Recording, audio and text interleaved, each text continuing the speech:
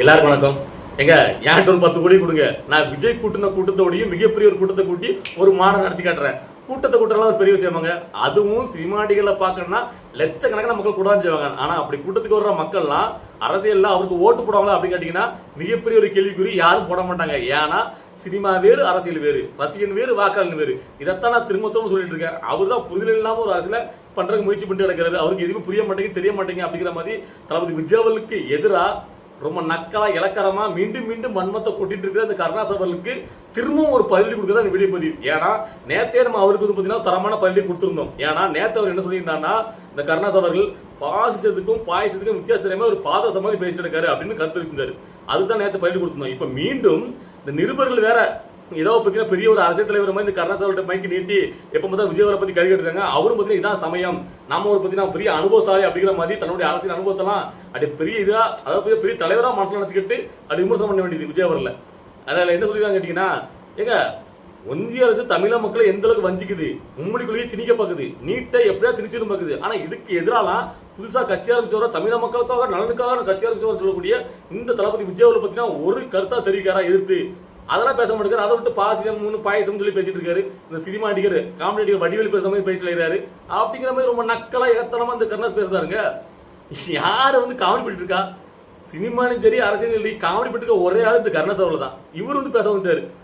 சரி, இந்த கருணாஸ் அவருக்கு நான் கேட்கிறேன், கண்ணு தெரியுமா இல்ல காது தான் கேட்குமா? இல்ல 2 நாளைக்கு முன்னாடி தமிழை வச்சு 2ஆம் ஆண்டு தொடக்க விழாவில் தளபதி விஜய் அவர்கள் தெளிவா தன்னுடைய கருத்தை ஒன்றிய அரசுக்கு எதிராக, அதாவது மும்மொழி கொள்கையை எந்த காலத்துல நீங்க ஏற்க முடியாது, நாங்க சுயமரியாதை மிக்கவங்க, அந்த சுயமரியாதை எக்காவது விட்டு தர முடியாது சொல்லி ஆணித்தரமா பேசினாரு.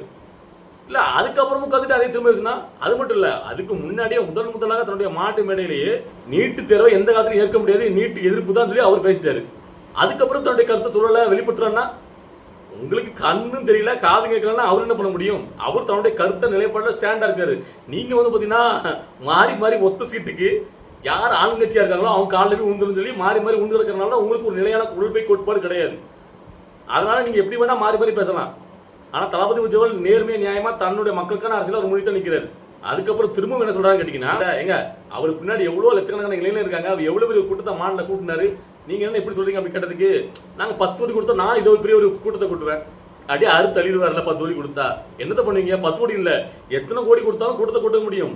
ஆனா போட்டு கோழி பிரியாணி கொடுத்தா நீங்க கூட்டத்தை கூட்ட முடியும். ஆனா அவரு பாத்தீங்கன்னா எதுவுமே இல்லாம அவருக்காக அந்த மனுஷனுக்காகவே எந்த ஒரு எதிர்பார்ப்பு மேல லட்சக்கணக்கில் கூட்டின கூட்டம், அப்படி கூட்டத்தை உங்களால் கூட்ட முடியுமா? இந்த கருணாஸ் அவர்களால கேட்க ஏதாவது பேசணும் பேசக்கூடிய. சரி, அதெல்லாம் போகட்டும். நான் முக்கியமா இன்னைக்கு பாத்தீங்கன்னா இந்த வீடியோ பதிவு போனதுக்கு காரணமே, கருணாஸ் அவர்கள் நேற்று அந்த விமர்சனத்தை வைக்கும் போது போற போக்குல ஒரு கருத்து தெரிவிப்படுத்தி போனார். என்ன சொன்னாங்க கேட்டீங்கன்னா, அதாவது தளபதி விஜய் அவர்கள் தன்னுடைய கொள்கை தலைவரா அம்பேத்கர் பெரியார் இவ்வளவு முன்னிறுத்தி அரசியல் பண்றாரு. அதாவது என்ன சொல்ல வர்றாருன்னா, தாழ்த்தப்பட்ட விளிம்புநிலை மக்களுக்கான ஒரு அரசியல் முன்னெடுக்கிறதா அவர் முன்னிறுத்துறாரு. அப்ப தமிழ்நாட்டில் உள்ள மத்த மக்கள்லாம் அவருக்கு தேவையில்லையா? ஏன்னா இந்த நாட்டில் சுதந்திரத்துக்காக போராடின நிறைய ஆண்டுகள் சிறையில் கழிச்ச பசுமன் முத்துராமலிங்க தேவையா தேசிய தலைவர், அவரை கொள்கை தலைவரா வைக்கல, மருதுமாண்டில கொள்கை தலைவரா வைக்கல. அந்த அரசியல் என்னைக்குமே எடுபடாத மக்களிடையே அப்படிங்கிற மாதிரி ஒரு ஆதங்கமா ஒரு கருத்தை தெரியப்படுத்திட்டு ஒரு அப்படியே பயங்கர கிரியேட் பண்ணிட்டு போயிட்டாரு. என்ன கிரியேட் பண்றாரு கேட்டீங்கன்னா, அதாவது அப்படியே அந்த தேவ சமுதாய மக்கள், முக்குள்த சமுதாயத்து மக்களை அப்படியே தளபதி விஜய் அவர்களுக்கு எதிராக அப்படி கட்டமைப்படுறாரா இவரு.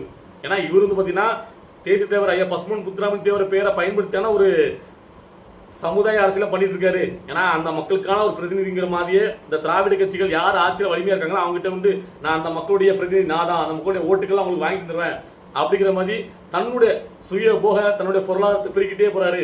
இவரு சுகபமா ஆடுறாரு. ஆனா அந்த மக்களுக்கு ஏதாவது பண்ணாரு கேட்டீங்கன்னா மிகப்பெரிய ஒரு கேள்விக்குறி. இதுவரைக்கும் எதுவுமே பண்ணல. அதாவது இந்த அம்மா ஜாதி அரசியல் பண்றவங்க முக்கால்வாசி பேரு இப்படிதான் இருக்காங்க. முக்கால்வாசி இல்ல, எல்லாருமே அப்படிதான். இந்த ஜாதி அரசியல் சொல்லிட்டு தன்னை முன்னிறுத்தி இந்த மக்களுக்காக ஏதாவது பாடுபட தேவதூரமே இந்த மக்களிடையே ஒரு கட்டமைப்பு பண்ணிக்கிட்டு. சரி, நான் கேட்கிறேன், அன்னைக்கு ஜெயலலிதா அவர்கள் காலில் விழுந்து, அதாவது சசிகலா அம்மையார் அவங்களுடைய உதயம் கொண்டு ஜெயலலிதா அவர்கள் காலில் விழுந்து திருவாடனை தொகுதி ஒரு தொகுதியை நீங்க வாங்கினீங்கல்ல, அதை ஏழு கூட்டணியிலிருந்து ஜெயிச்சிங்கல்ல, அந்த திருவாடனை தொகுதிக்கு என்ன பண்ணீங்க கேட்கிறேன். இல்ல இப்ப வந்துகிட்டு விஜய் அவர்கள் முத்துராமலிங்க தேவரையா கொள்கை தலைவரை ஏன் வைக்கல, அந்த அரசியல் என்னைக்கு மேற்பட சொல்றீங்கல்ல, திமுக கூட போய் இப்ப கூட்டணி வச்சிருக்கீங்கல்ல, அங்க என்ன கொள்கை தலைவரா முத்துராமலிங்க தேவரையா ஏத்துக்காங்களா? அவங்க கேட்க அங்க தலைவர்களா தலைவர் பெரியார் தான் எங்க தலைவர் சொல்லியிருக்காங்கல்ல, அந்த பெரியாருக்கும் பசுமன் முத்துராமலிங்க தேவரையாக்கும் என்னைக்காவது ஒத்து போயிருக்கா? ஏன்னா முத்துராமலிங்க தேவரையாவும் தேசியமும் தெய்வீகமும் எனக்கு இருக்குங்கள் அப்படின்னு சொல்லி தன்னோட அரசியலை மேற்கொண்டவர், ஆன்மீக அரசியலை மேற்கொண்டவர். அவரு அதுக்கு நேர் எதிரானவர். எந்த அடிப்படையில் அவருக்கு அவங்க கிட்ட போய் உட்காந்துக்கிட்டு அவங்க கட்சியில கூட்டணியில் இருந்துகிட்டு நீங்க வந்து பாத்தீங்கன்னா முத்துராமலிங்க கொள்கை கோட்பாடு உள்ள மாதிரி நீங்க வந்து ஏதோ முக்கோணத்தை புலிப்பட்டு கட்சி ஆரம்பிச்சுட்டு எப்படி நீங்க பேச முடியும்? எந்த ஒரு இதுல பேசுறீங்க? ஏன்னா இந்த இடத்துல நான் தெளிவுபடுத்த வேண்டியவனா இருக்கேன். ஏன்னா அந்த சமுதாயத்தை சேர்ந்தவன் நானும். சோ அப்ப அந்த மக்களுக்கு ஒரு தெளிவான ஒரு புரிதலை ஏற்படுத்த வேண்டிய கடமை எனக்கு இருக்கு. ஏங்க இப்ப எத்தனை இளைஞர்கள் தளபதி விஜய் கட்சியில இருக்காங்க, இந்த வீடியோ பார்த்துருக்க அவங்களே உங்களுக்கு அதுக்கு உண்டான ஒரு பல்டி கொடுப்பாங்க. இல்ல நீங்களாம் வந்து பாத்தீங்கன்னா உங்களுடைய சுயலாபத்துக்காக நீங்க பொருளாதார ரீதியை ஈட்டணுங்கிறக்காண்டி நீங்க சுகபமா வாழ்றீங்க. ஏதோ நீங்க உங்களுடைய கருத்துனா தனிப்பட்ட கருத்தை சொல்லிட்டு போயிடணும். எதுக்கு வந்து பாத்தீங்கன்னா ஒரு சமுதாயத்தினுடைய கருத்து மாதிரி, அதாவது பாத்தீங்கன்னா அந்த மக்களுடைய பிரதிநிதியா நீங்க இருக்கிற மாதிரி ஒரு கருத்து தெரிவிச்சுட்டு போறீங்க. சரி கேட்கிறேன். சோ அப்படின்னா தமிழை வச்சுக்கிறதுல வீரமங்கை வேலுநாச்சியார் அவளை கொள்கை தலைவரா வச்சிருக்காங்க. வீரமங்கை வேலுநாச்சியார் எந்த சமுதாயத்தை சேர்ந்தவங்க? அது உங்களுக்கு பெருசா தெரியல இல்லையா? இல்ல இவங்க கொள்கை தலைவரா வச்சிருக்கிற அந்த அளவுல கூட அது திராவிட கட்சிகள் எதுவுமே கொள்கை தலைவரை யாரையுமே வைக்கல. முத்துராமலிங்கத்தவருடைய கொள்கை கோட்பாடு எல்லாத்தையும் அவங்க ஏத்துக்காங்களா? நீங்க வந்து பாத்தீங்கன்னா அவங்களுக்கு முட்டு கொடுக்கறதுக்கு பெரியார் அவர்கள் சொன்ன பாதி முக்கவாசி கருத்துல தேவர் திருமணருக்கு எதிரான உடன்பாடு இருக்கு. இல்ல எனக்கு புரியல எந்த அடிப்படையில நீங்க சொல்றீங்களா முத்துராமலிங்க தேவரையோட கருத்து கொள்கை கோட்பாடு அந்த திமுக கட்சியோட கருத்து கொள்கை கோட்பாடு ஒன்று பேருக்கு சொல்லுங்க பார்ப்போம். இல்ல இங்கேயாவது பெரியார் அவர்களை கொள்கை தலைவரா தளபதி விஜய் அறிவிச்சாலும் அதுல முக்கியமா அவருடைய கடவுள் மறுப்பு கொள்கையை மட்டும் எந்த காலத்திலும் ஏற்க முடியாது அப்படின்னு சொல்லி முதல் மாநாட்டிலேயே அதிலேயே தெரிவிச்சாரு. எங்கேயாவது திமுக உள்ளவங்க அப்படி சொல்ல முடியுமா? அப்படி இருக்கும்போது எந்த அடிப்படையில நீங்க வந்து பாத்தீங்கன்னா முத்துராமலிங்கத்தவரோட கொள்கை கோட்பாடும் திராவிட கட்சியுடைய திமுக கொள்கை கோட்பாடும் உங்களுக்கு ஒஞ்சி போயிடுச்சு சொல்லுங்க அப்போ. முழுக்க முழுக்க பெரியாருடைய கொள்கைக்கு எதிராக தன்னுடைய கருத்துக்களை வச்சிருக்காரு தேசிய தலைவர் ஐயா பசு முத்துராமலிங்கத்தவர் ஐயா அவர். அப்படிங்கும்போது நீங்க உங்களுடைய சுயலாபத்துக்காக ஆட்சியில கட்டில யார் வலிமையா இருக்காங்களோ அந்த கட்சி கால் திருப்பி உட்காந்துக்கிட்டு நீங்க ஜெயலலிதா அவர்கள் காலிலுமே கிடந்தீங்க, எடப்பாடி பழனிசாமி அவர்கள் காலில் வந்து அவர் தூக்கி பிடிச்சி பேசுறீங்க, இன்னைக்கு ஸ்டாலின் அவர்கள் தூக்கி பிடிச்சி பேசுறீங்க. உங்களுடைய சுயலாபத்துக்காக நீங்க என்னென்ன பேசிப்போங்க. அதுல இருக்கு தேவையில்லாம விஜய் அவர்களுக்கு எதிராக ஒரு சமுதாயத்தை கட்டமைக்கிற மாதிரி முத்துராமலிங்க கொள்கை தலைவர் வைக்கல அந்த அரசியல் நீங்க எடுப்பா சொன்னீங்கன்னா அப்படியே திசை திருப்புறாராம். அப்படியே முக்கூட்ட சமுதாயத்தை தளபதி விஜய் அவர்களுக்கு எதிராக அதெல்லாம் யாரும் நம்ப மாட்டாங்க. இங்க உள்ள அந்த சமுதாய மக்களுக்கு எல்லாருமே தெளிவான விழிப்புணர்வு. நீங்க யாரு எப்படிப்பட்டவர், நீங்க எந்த நேரத்துல எப்பப்ப எப்படி காலா பிடிப்பீங்க, யாருக்கிட்ட செம்பு பிடிப்பீங்க, யாருக்கு முட்டு பிடிப்பீங்க அப்படின்ட்டு அப்படி பேச்சு புலமையில திருக்கி விடுறாரா. ஏசி அறையில இருந்துட்டு அரசியல் பண்ணக்கூட காலத்துல இறங்கி அரசியல் பண்ணணும். அடேங்க அப்பா நாங்க பாத்துக்கோம்ல யார் யார் எப்படி காலத்துல கடந்து அரசியல் பண்ணாங்கன்னு. இதெல்லாம் பார்க்கும்போது நம்ம சிரிப்பு தான் வருது. ஸோ இவருக்கு வந்து திரும்ப திரும்ப பள்ளி கொடுக்க நமக்கு அவசியம் இல்லை. நிறைய தடவை பள்ளி கொடுத்தாச்சு. அதாவது முரட்டு முற்று கொடுக்குன்னு நினைச்சிட்டாங்க அந்த ஒரு சீட்டுக்காண்டி. அப்புறம் என்ன வேணா பேசுவாங்க சரியா. அதனால இந்த ஆளை பத்தி பேசி பேசி நம்மளுக்கு தான் என்னத்த சொல்ல அப்படின்னு விட வேண்டியிருக்கு. ஏன் நம்ம இதை தெளிவுபடுத்த வேண்டியிருக்குன்னா ஒரு சமுதாயத்தை அப்படியே தளபதி விஜய் அவருக்கு எதிராக கட்டமைக்குன்னு நினைக்கிறாங்கல்ல, அப்போ அந்த ஒரு தெளிவான ஒரு புரிதலை அந்த மக்களிடையே கொண்டு செல்லணும் அப்படின்னு நான் நினைச்சேன். அதுக்காக இந்த பதிவு போட்டேன். இதை பார்த்துருக்க தோழர்கள் நிறைய பேர் தேவ சமுதாயத்தில் இளைஞர்கள் இருப்பீங்க. அவங்க உங்களுடைய கருத்துக்கள் என்ன, ஏதாவது கருணாசாவல் சொல்றதுல உங்களுடைய நிலைப்பாடு என்ன அப்படிங்கிறத நீங்க வந்து கமெண்ட்ல பதிவு பண்ணுங்க ஓகேவா. அதுக்கப்புறம் இன்னைக்கு ஒரு முக்கியமான விஷயத்தை பத்தி நான் பேச நினைக்கிறேன். இது ஒரு தரமான ஒரு செயல்பாடு தமிழை வெற்றிக்காத்துல இருந்து இன்னைக்கு பொதுச்செயலாளர் ஆனந்த் அவர்கள் முதல் முறையா ஒரு தரமான ஒரு வெளிப்படுத்திருக்காரு. என்ன கேட்டீங்கன்னா இப்ப தளபதி விஜய்க்கு எதிராக இங்க உள்ள கயவர்கள் அதாவது எதிரில் கூட்டாரங்கள் நிறைய வந்து பாத்தீங்கன்னா முயற்சி பண்றாங்க. அவருக்கு எதிராக நெகட்டிவிட்டியா வந்து பாத்தீங்கன்னா அப்படியே பரப்பணும் அவருக்கு எதிராக அப்படின்ட்டு இப்ப அடுத்த கட்டமா என்ன பண்றாங்க கேட்டீங்கன்னா ரொம்ப காலமா நான் பாத்துட்டு இருக்கேன். அதாவது தளபதி விஜய் அவர்கள் தமிழை வெற்றிக்காத்துல அதிகாரப்பூர்வமா யார் யார் கொள்கை பொறுப்பு செயலாளர்கள் யார் செய்தி தொடர்பாளர் நியமிக்க முன்னாடி அதாவது நான் விஜயோட ஆதரவாளன் சொல்லி அதாவது பாத்தீங்கன்னா இந்த அரசியல் அதாவது நியூஸ் சேனல்ல இப்ப பாத்தீங்கன்னா விவாதங்கள் வைக்காங்கல்ல அரசியல் சார்ந்த விவாதங்கள் அதுல வந்து பாத்தீங்கன்னா எல்லா கட்சியை சேர்ந்தவங்க இருப்பாங்க. அதுல வந்து பாத்தீங்கன்னா இது வந்து விஜய் ஆதரவாளர் சொல்லிட்டு ஒருத்தர் உட்கார வச்சு பேசுவாங்க. அவர் விஜய் அவருக்கு ஆதரவு பேசுற மாதிரி தன்னுடைய கருத்துக்கள் அதாவது பரப்புவார் வெளிப்படுத்துவார் ஓகேவா. சோ அப்படி இப்போ வந்து பாத்தீங்கன்னா ஆளாளுக்கு ஒரு எல்லா நியூஸ் சேனல்கள் சமூக வலைதளங்கள்ல ஒரு விவாதம் நடத்துறாங்க. அங்க வந்து விஜய் ஆதரவு சொல்லி ஒருத்தர் வச்சு பேச வைக்கிறாங்க. அந்த கருத்துக்கள் முழுதுமா தமிழை வெற்றிக்காலத்துடைய கருத்துக்களே கிடையாது. அது தனிநபர் சார்ந்த கருத்து. எங்களுடைய அதிகாரப்பூர்வமா நாங்க யாரை நியமிச்சிருக்கோமோ அதாவது பாத்தீங்கன்னா செய்தி தொடர்பாளர்கள் கொள்கை பொறுப்பு செயலர் அவங்க பேசுற கருத்துக்கள் தான் கட்சியினோட கருத்துக்கள். மத்தவங்க பேசுறதெல்லாம் கட்சியோட கருத்துக்களே கிடையாது. இது யார் நம்ப கூடாது அப்படிங்கிற மாதிரி ஒரு தெளிவான ஒரு புரிதலோட ஒரு பதிவு எண்ணிக்கை போட்டுக்காரு ஆனந்த் அவர்கள். சோ இது தெளிவான ஒரு புரிதல் மக்களுக்கு புரியணும். ஏன்னு கேட்டீங்கன்னா அதாவது அவங்களுக்கு தெரியாதுல்ல கட்சியில யார் அதிகாரப்பூர்வமா நியமிக்கப்பட்டிருக்கா இவங்க அதாவது கொஞ்ச நாள் கழிச்சு தான் எனக்கு தெரியும். சோ இவங்க வந்து விஜய் கட்சிக்காரங்க தமிழை வச்சுக்கிறது கட்சிக்காரங்க இவரு கொள்கை பொறுப்பு செயலாளர் அப்படிங்கிறது இன்னும் நாட்கள் ஆகும்ல. இவங்க அதுக்கு முன்னாடியே அதாவது உங்களுக்கு ஒரு நியூஸ் சேனல் ஒரு மீடியா சேனல் ஒரு விவாத மேடை அரசியல் விவாத மேடை நடத்துறீங்க அப்படின்னு கேட்டீங்கன்னா நீங்க தமிழை வச்சுக்கிறது நேரடியாக தொடர்பு கொண்டு உங்க கட்சியில இருந்து ஒருத்தர் அனுப்புங்க கொள்கை பொறுப்பு செயலாளர் இல்லைன்னா அந்த செய்தி தொடர்பு யாராவது ஒருத்தர் கட்சி ரீதியா நீங்க அனுப்புங்க நாங்க விவாத மேடை வைக்கிறோம் அவங்க கருத்துல பதிவு பண்ணட்டும் அப்படின்னு நீங்க கேட்டு அவங்கள கூட்டு உட்கார வச்சு நீங்க வந்து விவாதம் நடத்தீங்கன்னா அவங்க பேசுற கருத்துக்கள் உண்மையிலே தமிழை வச்சுக்கிறதுக்கு ஏற்புடைய கருத்துக்கள் அதை வந்து பாத்தீங்கன்னா நீங்க வெளிப்படுத்தலாம்.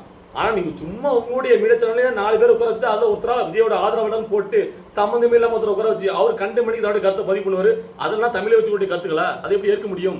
இது முழுக்க அப்ப தமிழை வச்சுக்கிறதுக்கு எதிராக நீங்க திசை இருப்புற மக்களையும் ஒரு நெகட்டிவிட்டி பரப்புறது அவர் ஏதாவது சொல்லிட்டு போயிருவாரு. மக்கள் அதை நம்பிட்டு இருப்பாங்க. அது தேவையில்லாம ஒரு குந்தகத்தை விளைவிக்கிற மாதிரி தானே கட்சிக்கு எதிரா.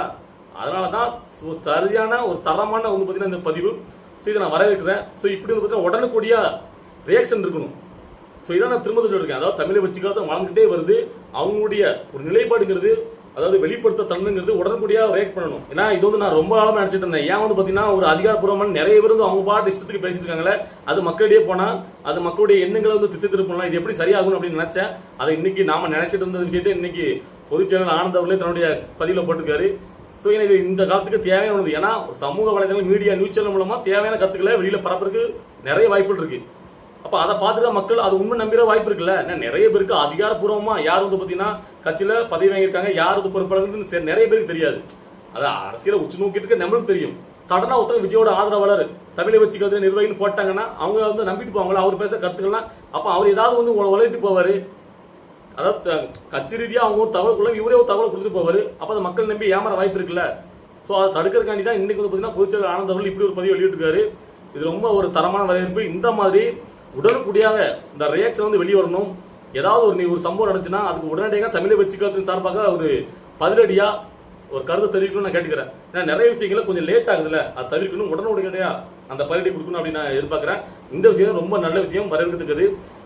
இப்போ இன்னைக்கு நம்ம இந்த வீடியோல நம்ம நிறைய விஷயங்களை கருத்துக்களை பேசிக்கிறோம். முக்கியமா கருணாசாவுக்கு எதிராக இதை பார்த்துருக்க மக்கள் உங்களுக்கு என்ன தோணுது? நான் பேசின இந்த விஷயங்களை ஏதாவது மாற்று கருத்து இருக்கு, இல்ல நீங்க இதை எப்படி பேசிட்டீங்க, இது எப்படி ஏதாவது உங்களுடைய கருத்துக்கள் தோணல, என்ன விஷயமா இருந்தாலும் ஏதாவது இருந்தாலும் உங்களுடைய கருத்துக்களை கமெண்ட்ல பதிவு பண்ணுங்க. பாய்.